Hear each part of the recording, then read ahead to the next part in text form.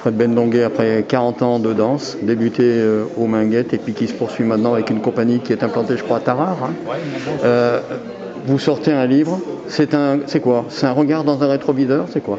oui, c'est un peu une rétrospective un petit peu de ce parcours-là, mais qui dépasse vraiment ma personne parce qu'il s'agit aussi d'une histoire qui est collective, pas uniquement individuelle. Et c'est une façon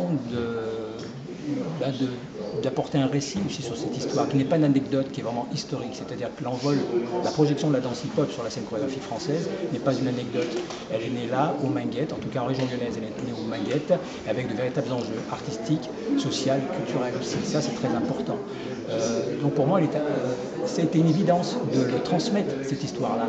Parce qu'on en a besoin, ça fait partie de la colonne vertébrale de ce qu'on peut appeler des propositions, enfin, de ce courant esthétique qu'on connaît aujourd'hui, qu'on appelle la danse hip-hop sur la scène contemporaine française. Donc c'était important d'apporter un éclairage sur son histoire, sur ses actes de naissance et ses enjeux.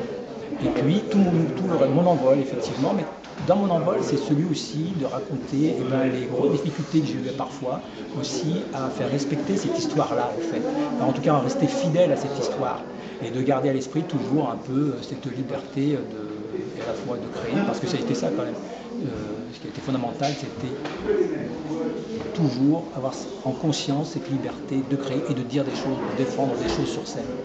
Pour vous, Ghosn, né à la Croix-Rousse, mais qui a fait toute sa jeunesse à la ZUP des Minguettes à Vénissieux, comment est-ce que la danse vous a fait grandir? La danse m'a fait grandir parce qu'elle m'a apporté aussi le monde. Elle m'a rapporté aussi le monde. Elle m'a documenté quelque part sur le monde. Et elle m'a ouvert sur le monde, en fait. Elle m'a ouvert sur le monde. Mais j'ai été bien accompagné aussi par Marcel Giacomo et Pierre Deloche. Donc voilà, elle m'a fait grandir de cette façon-là. Ultime question, qui va être une question bateau. La danse, c'est un art à part entière? Oui, la danse est un art à part entière. Bien entendu, c'est un art à part entière et on le voit aujourd'hui. La danse est énormément démocratisée, elle a bien retrouvé sa place dans la cité. Et qu'on mixe avec d'autres formes artistiques. Qu'on mixe avec d'autres formes artistiques. C'est-à-dire, de toute façon, c'est-à-dire que oui, la danse est vraiment un art à part entière. Oui. Alors dans le bouquin, et c'est ma dernière question, dans le bouquin que vous sortez, dans le livre que vous sortez, un petit peu de mémoire, vous avez des photos de Didier Michelet. Comment s'est fait cette rencontre avec ce photographe lyonnais? Didier Michelet, à l'époque, faisait partie des collaborations de Traction Avant, et il m'avait sollicité pour un shooting qui était destiné à cette première revue autour de l'émergence des danses urbaines à l'époque, fin des années 90, début des années 80, non, fin des années 80, début des années 90, et qui avait été commandé par la DRAC.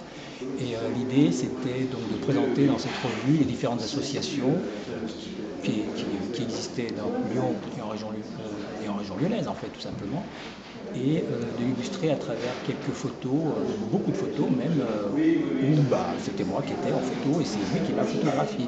C'était très beau, c'était un super travail parce qu'il s'est vraiment attaché sur le mouvement et faire ressortir l'énergie du mouvement. C'est une amitié qui a duré. Vous êtes sensible à l'amitié? Ouais, et la fidélité, ouais.